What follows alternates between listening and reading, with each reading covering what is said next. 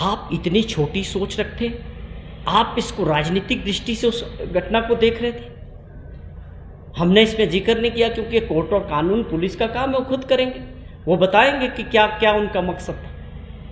लेकिन जिस प्रकार से इसको किसी डील से जोड़ने का जो काम किया गया, जो बात रखी गई है, इसको लेके मैं आप बड़ी साफ और स्पष्ट तौर पे राजेंद्र राणा जी के खिलाफ और एक इंग्लिश के न्यूज़पेपर इंडियन एक्सप्रेस के खिलाफ बहुत जल्दी अपनी मेरी जो टीम है एडवोकेट्सी, उनसे बातचीत करके विद इन 2-3 डेज मैं इनके खिलाफ मानहानि का दावा करूंगा और क्रिमिनल प्रोसीडिंग भी करूंगा दोनों के खिलाफ, क्योंकि उन्होंने बिल्कुल झूठ के आधार पे बिना किसी फैक्ट्स के जाने मेरी छवि को खराब करने का, जनता के बीच, मेरे रिश्तेदारों के बीच, मेरे जानने वालों के बीच, मेरे दोस्तों के बीच और समाज में मेरी छवि को खराब करने का जो काम राजेंद्र राणा जी ने किया और उस न्यूज़पेपर ने बिना फैक्ट्स के, इंडियन एक्सप्रेस ने जिस प्रकार से इस खबर को छापा है, मैं दोनों के खिलाफ जो है निश्चित तौर पे जो है कार्रवाई करूंगा। अपने वकीलों को मैंने इसके बारे में बात कर दी है, इनको जो है मानहानि का भी दावा करूंगा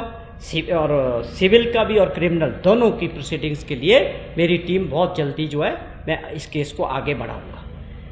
मुझे बड़ा दुख हुआ कि आप लोग अपने निजी स्वार्थों के लिए, आपके पास कौन सा ऐसा मैकेनिज्म है राजेंद्र राणा के पास, उसको कहाँ से पता लगा कि भाई उन लोगों ने क्या किया? क्या आप इन्वेस्टिगेशन में साथ थे? क्या आप उन लोगों को जानते हैं जो वो क्रिमिनल लोग हैं? कहाँ से आपने ये स्टोरी बनाई है? और ये क्या विषय था ये राजनीति का? ये इसका क्या लेना देना कि राजनीति से? ना हमने इसके बारे में बात की, ना कभी किसी और ने बात की। एक बात मैं इसीलिए कह रहा था कि क्या उन्होंने इंडिविजुअल कैपेसिटी में ये बात कही या भाजपा के प्रवक्ता के तौर पे? फिर हम आप अगली प्रेस कॉन्फ्रेंस में मैं वो सबूत भी रखूंगा जिसमें वो भाजपा के कार्यकर्ता के रूप में इनके नेताओं के साथ वो लोग हैं और वो उनके कार्यकर्ता रहे हैं जो क्रिमिनल्स हैं। उसका जवाब भाजपा को देना पड़ेगा जब हम आप सब सामने उसको पूरे प्रदेश के सामने रखेंगे कि अब आप जवाब दीजिए कि ये लोग आप लोगों के साथ है, आपकी पार्टी में काम कर चुके हैं। जहाँ तक सवाल था, मैंने पहले भी जिक्र किया कि मेरा इन लोगों से कभी जान पहचान, मिलना जुलना, कोई, मैं जानता ही नहीं किसी को। वो 4 है, 5 है, कितने हैं, मतलब मैं कभी इन लोगों से ना मिला हूँ, ना मैं इनको जानता हूँ, ना ये कभी मुझसे मिले हैं। आपने एक फेक स्टोरी बना के इसको ट्विस्ट करने की कोशिश की, उसके पीछे क्या मंशा है? इसलिए मैंने ये फैसला लिया कि मैं निश्चित तौर पे जो है इनके खिलाफ, राजेंद्र राणा जी के खिलाफ, और साथ में जो है जिस न्यूज़पेपर ने स्टोरी को किया बिना फैक्ट्स जाने, आपको बताना पड़ेगा कि भी आप लोगों ने कैसे इसको आगे बढ़ाया। तो जब लोकतंत्र में फैसला ही जनता ने करना है तो हम अपनी मर्यादाओं को क्यों खराब करें? फैसला तो वोटरों ने करना है। आप क्यों डेस्परेट हैं? आपको हम आज कांग्रेस बैठी है तो हिमाचल के लोगों ने बैठाया ना। भाजपा तो ये मान के चल रही थी डबल इंजन है, हम रिपीट कर रहे हैं, लेकिन लोगों ने तो नहीं कराया। फिर आप डेस्परेट थे, फिर आपने चुनी हुई सरकार को गिराने का काम किया। वो सबके सामने था, आप लोग सब गवाह थे, विधानसभा में थे कि किस तरह की साजिश हुई। तो ऐसे ही गिर गई है कि किसी ने बोल दिया, गिरा दी। उसके पीछे कोई धन बल था, सब कुछ था, सारी दुनिया देख रही है। लेकिन उसके बावजूद भी लोगों ने दोबारा चुन के भेजा, दरबारी सरकार बनी। आप सरकार को काम करने दो। विपक्ष का होने का मतलब है कि हमको मिल के काम करना है। कोई इस साइड बैठेगा, कोई इस साइड बैठेगा, मकसद सबका हिमाचल प्रदेश के लिए और लोगों के लिए काम करने का। उससे विपक्ष पूरी तरह से फेल है। माननीय मुख्यमंत्री जी बार बार जिक्र करते कि ग्रुपों में बंटा हुआ, वो दिख रहा है। स्टैंडर्ड ऑफ ऑपोजिशन के लीडर की बातों से दिखता है। हर दिन वो प्रेस में बोलते हैं जिसका कोई मतलब नहीं है। ये मैं नहीं बोल रहा, हिमाचल प्रदेश के लोग समझ रहे हैं कि आज विपक्ष का नेता इतना हल्का कैसे हो गया। यार बड़ी बात करो, फिर हमसे पूछो, सरकार से पूछो। मुद्दा बड़ा होना चाहिए, देना पड़ेगा जो आप सरकार को। आप किस तरफ लेना चाहते हो हिमाचल को? सिर्फ कुर्सी के लिए गिराते चले जाओगे स्तर को? भाई लोगों पे छोड़ दो, कर लेंगे फैसला 27 में, जिसको वो चाहेंगे वो सरकार बन जाएगी। तो ये मेरा कहने का मतलब था। इंक्वायरी बैठी, आपको पता है, रिपोर्ट आने दो, सबको मौका मिलना चाहिए। विपक्ष को इस बात की तो चिंता है, बाकी और किसी बात की चिंता नहीं। और भी सुझाव देने चाहिए। हमारा सबसे बड़ा मुद्दा था, इसमें कोई नहीं बचेगा। हमारा कोई किसी से, वो चेस्टर हिल हो कोई हो, हमें कुछ नहीं लेना किसी चीज़ से। मुख्यमंत्री के खिलाफ इनके पास कुछ नहीं है, सरकार के खिलाफ इनके पास कुछ नहीं है। आप खुद अंदाज़ा लगा सकते हैं कि 3 साल के कार्यकाल के बाद कितनी छोटी छोटी बातों में विपक्ष फंसा हुआ है। इसका मतलब है कि हमारी सरकार के खिलाफ इनके पास कुछ नहीं है। हम करेंगे इनके फैसले भी, जो भी अधिकारी उसमें शामिल होगा नहीं होगा, पार्ट ऑफ इंक्वायरी है वो। आप जयराम जी ने बोल दिया कि जी ए को फेंक दो, बी को फेंक दो, ऐसा थोड़ी होगा। सबकी बात सुनी जाएगी, जो दोषी होगा उसको बाहर किया जाएगा। ये बात तो मैं सच्चाई बताऊं, मैं इस आदमी को नहीं जानता, ये कौन है, वो क्या है, ना मिलना ना जुलना, ना जान ना पहचान, और मैं इसके बारे में बात भी नहीं करना चाहता। जिस व्यक्ति के खिलाफ केस चल रहे हो, इन्वेस्टिगेशन चल रहा हो, और वो भी फ्रॉड का 50, 25 करोड़ 30 करोड़, अब क्या बोलूँ मैं इसके बारे में, बताइए आप। हर तीसरे दिन ऑनलाइन होके इससे खतरा उससे खतरा, मार देंगे जान से, मतलब ये क्या ड्रामा चल रहा है यार। भाजपा ने उसको बनाया है या क्या चीज़, क्या है, सीआरपीएफ की उसको सिक्योरिटी दी है, ये कौन भाई है, मुझे तो इसका कोई पता नहीं है। अब इसका मेरे से क्या लेना देना है, मैं तो जवाब देना भी नहीं समझता कि बहुत ज़रूरी है इस बात का। मैंने पहले भी जिक्र कर दिया राणा जी के केस में कि उन्होंने भी इसी तरह की बात की, शायद दोनों इकट्ठे बैठते हैं फिर दोनों बार आते हैं मार्केट में। राणा जी का तो जहाँ तक इतिहास है वो तो खुद प्रॉपर्टी डीलर से आए, इसलिए इनको दलाल ही नज़र आते सारे। लेकिन हम समाज के उन लोगों में हमने इज्जत कमाई है और हम अपनी इज्जत के खिलाफ इनको सबक सिखाएंगे कि कैसे किसी रुपये की इज्जत उछालने का कोई मतलब नहीं है। तो ये बैस साहब कौन है, इनको तो मैं जानता नहीं, और ना इनके मैं जवाब का कोई, इनके जो इन्होंने प्रश्न किए उसका सवाल का कोई जवाब देना उचित समझिए कि जयराम जी पिछले कुछ समय से दबाव में है। अब ये तो वही जानते हैं, हमारे लिए तो वो रिस्पेक्टेड है कि ऐसा क्या दबाव है कि वो किसी भी चीज़ को कहीं भी मोड़ लेते हैं। उन्होंने एक चीज़ को समझ लिया है कि विपक्ष में होने का मतलब है कि सरकार की आलोचना करना।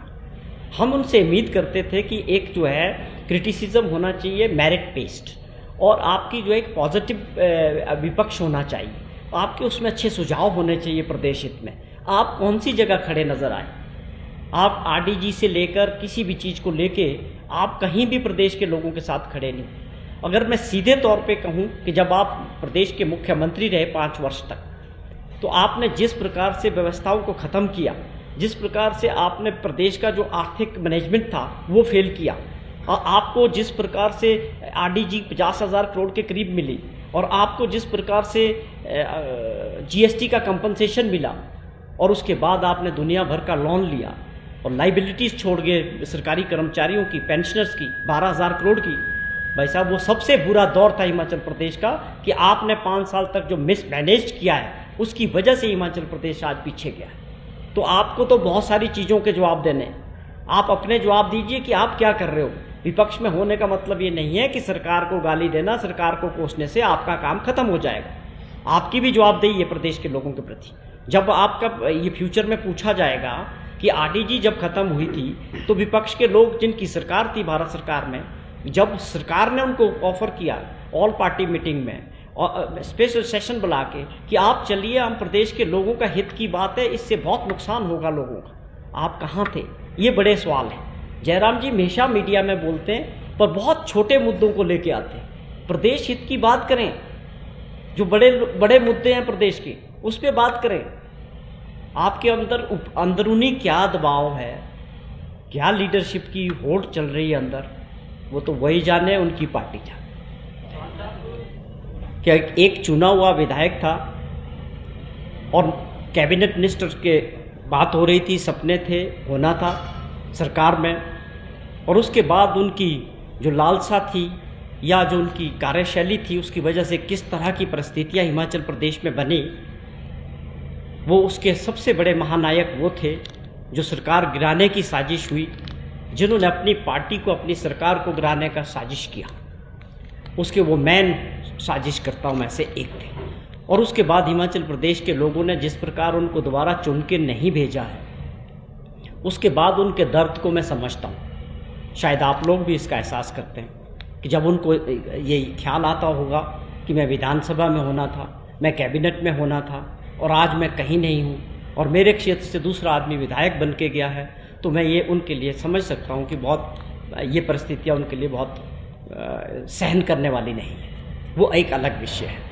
लेकिन राणा जी बार बार जिस तरह का प्रयास हमारी सरकार को या माननीय मुख्यमंत्री जी को बिना फैक्ट्स के आधार पे एक बदनाम करने का और एक साजिश करने का काम, वो तो उनका खैर स्वाभाविक है कि जहाँ से वो आए, जिस परिवेश से आए हैं, जो उनका राजनीतिक सफ़र रहा है, वो सबके सामने है, उसमें कुछ ज़्यादा छुपी हुई बातें नहीं हैं।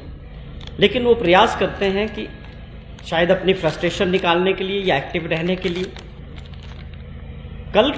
पिछले कल उन्होंने जिस तरह से सरकार में काम कर रहे एडवाइज़र्स के तौर पे जितने भी लोग हैं उनके लिए जो टिप्पणियाँ की कि ये लोग सरकार में जो है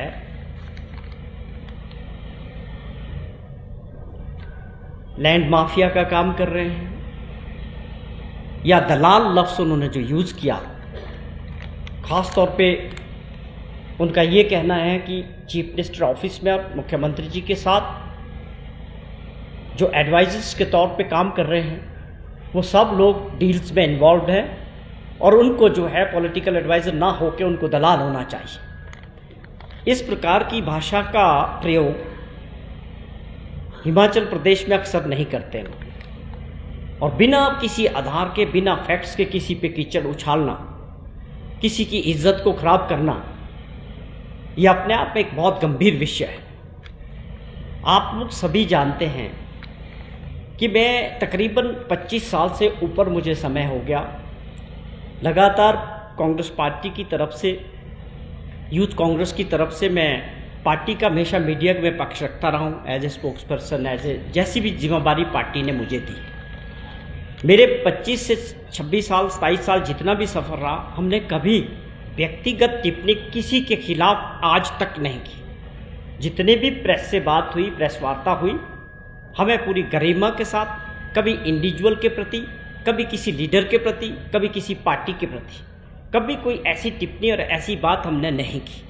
ये मैं अपने बारे में बताना चाहता हूँ। वो बार बार बोलते जा रहे थे, हम इन चीज़ों को ज़्यादा तुल नहीं देना चाहते थे।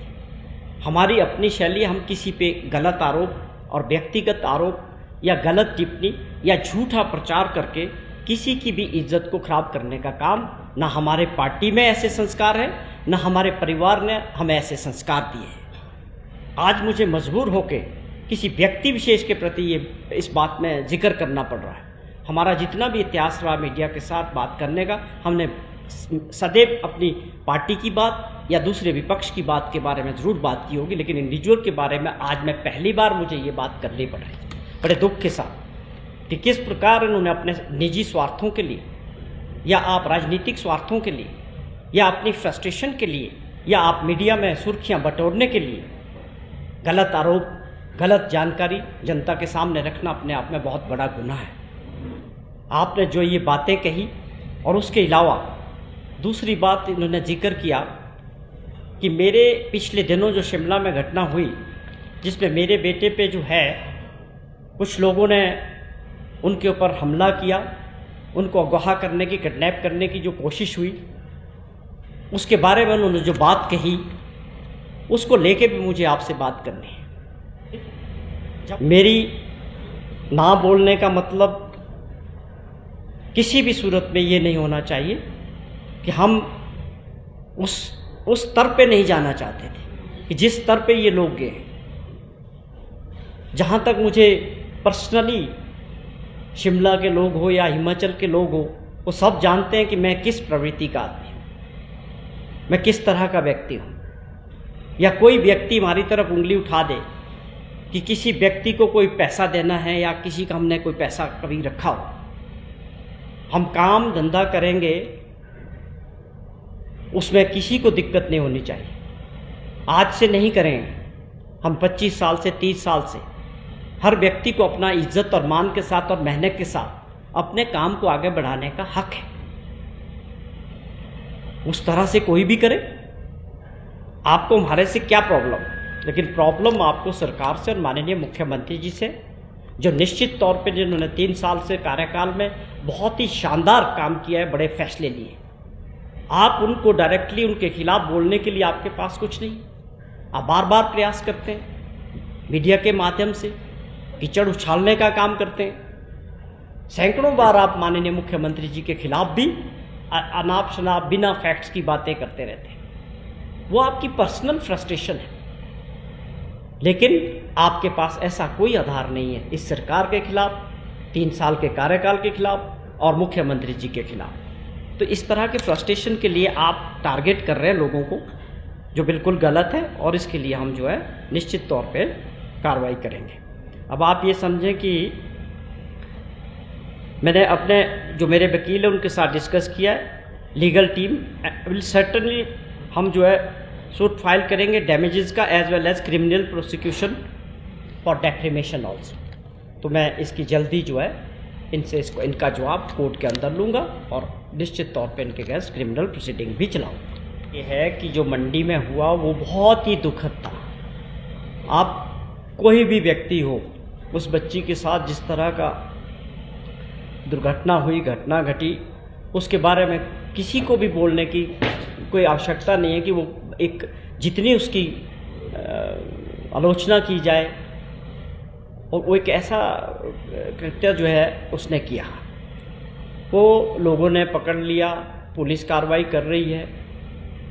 और ये भी सामने आया है, जयराम जी की स्टेटमेंट मैंने भी कल देखी थी कि ऐसी संभावना है कि वो नशे का सेवन करता था, कोई ड्रग्स में फंसा हुआ था।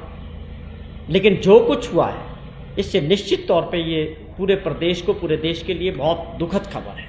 उस परिवार के प्रति, उनके पेरेंट्स के प्रति हमारी संवेदना है कि बहुत दुखद घटना उनके साथ हुई है। उस बच्ची की जान 19 वर्ष की थी वो, और एक सरफिरे ने जो नशे में रहता होगा, नेचुरली वो एक अच्छा इंसान और अच्छी सोच वाला तो हो ही नहीं सकता।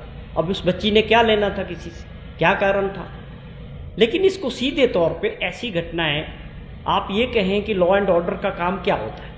लॉ एंड ऑर्डर का काम होता है कि आप कोई क्राइम हो गया, उसके बाद आप उन क्रिमिनल्स को नहीं पकड़ पा रहे, पुलिस की एक्शन नहीं है, मौके पे पुलिस नहीं पहुंच पा रही है, ये चीज़ें कहीं नहीं है।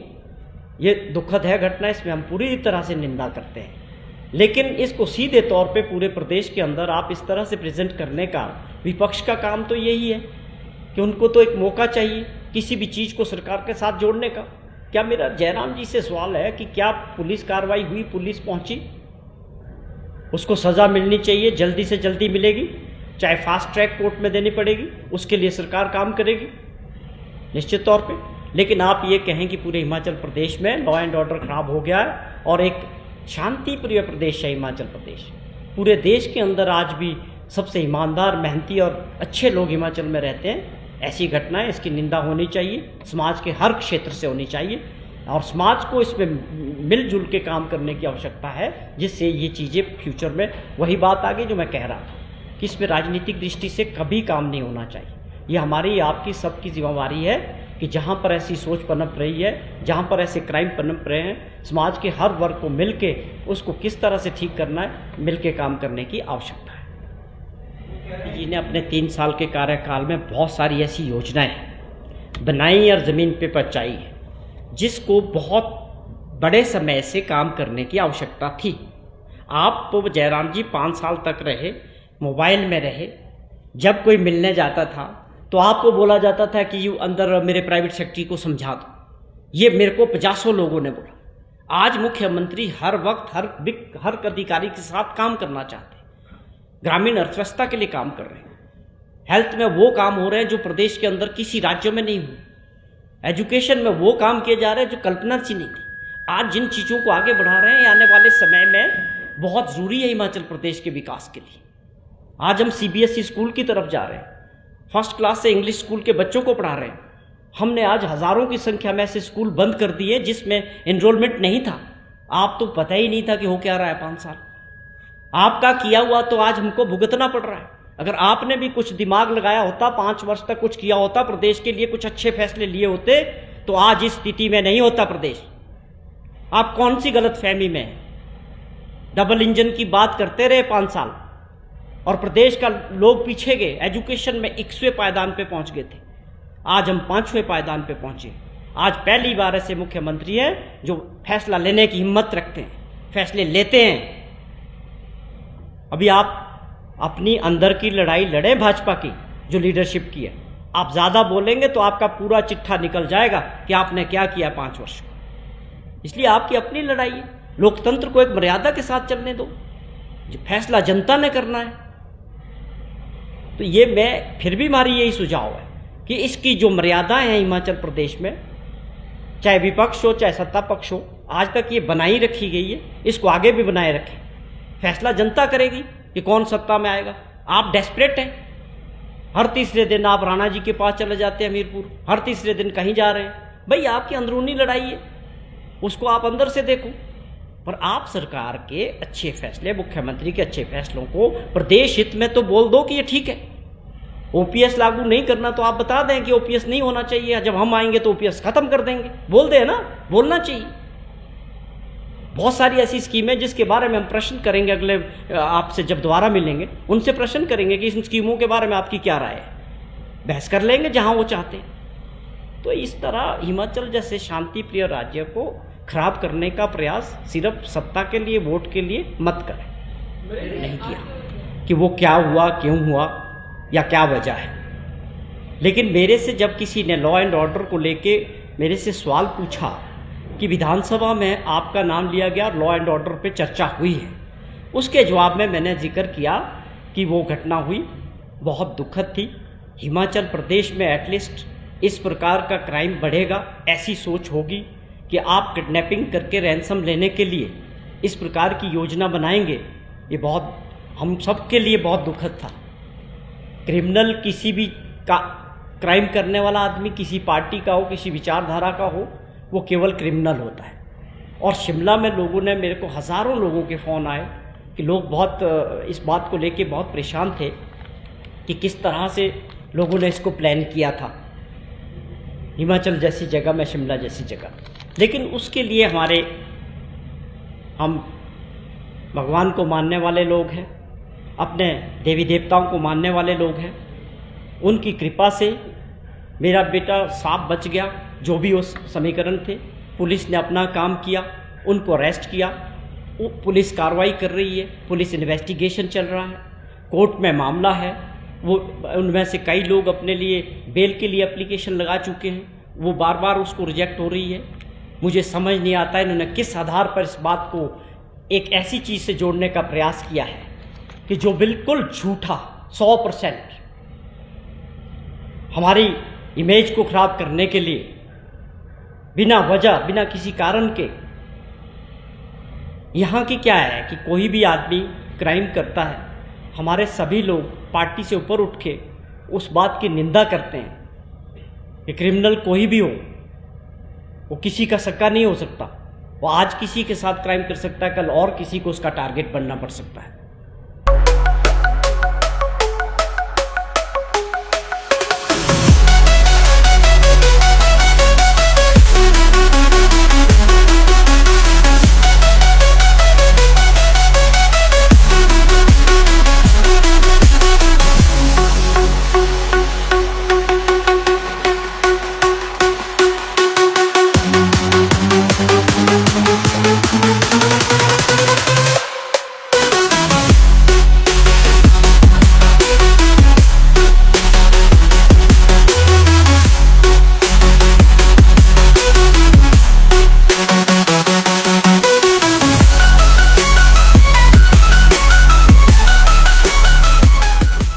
त्योहार के इस सुहाने सीजन में गोयल मोटर्स नेटवर्क की सोलन और शिमला स्थित नेक्सा शोरूम में पाए इंडिया की सबसे पसंदीदा गाड़ियों पर खास ऑफर। इग्निस, बिलेनो, फ्रॉन्स, जिम्नी और ग्रैंड विटारा जैसी शानदार गाड़ियों को खरीदने का साल का सबसे बेहतर वक्त। नेक्सा का खास ब्लैक एडिशन उपलब्ध है। सभी तरह की गाड़ियों से एक्सचेंज और अपग्रेड ऑफर भी। तो देर किस बात की, आज ही सोलन या शिमला में गोयल मोटर्स के नेक्सा शोरूम में पधारे और पाए कार खरीदारी का एक कभी ना भूलने वाला सुखद अनुभव।